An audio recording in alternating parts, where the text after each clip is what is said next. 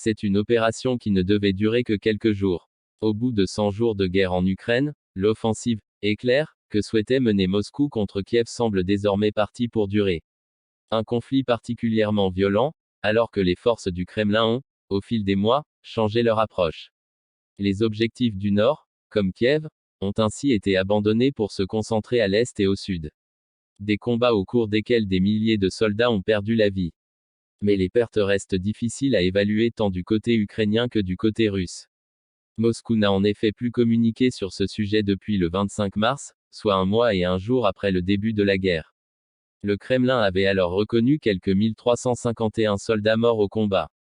2 mois plus tard, les pertes seraient bien plus lourdes. Le ministère britannique de la Défense, dans un point de situation publié le 24 mai, a ainsi estimé que l'armée de Vladimir Poutine aurait déjà perdu presque le même nombre de soldats qu'après 10 ans de guerre en Afghanistan.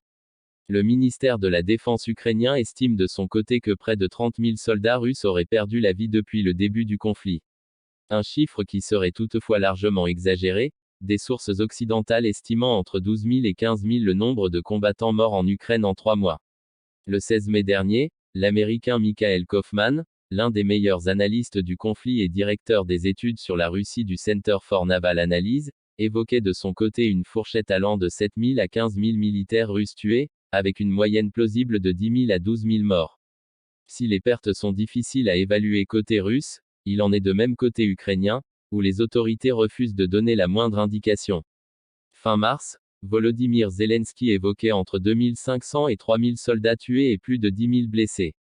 Dimanche 22 mai, en marge de la visite du président polonais, Andrzej Duda, à Kiev, le président ukrainien a reconnu que 50 à 100 soldats ukrainiens étaient tués chaque jour dans le Donbass, mais sans donner plus de précision. Selon plusieurs experts, l'Ukraine pourrait compter autant de pertes que la Russie, soit entre 15 000 et 20 000 soldats tués dans les combats contre les soldats du Kremlin. Pense à t'abonner.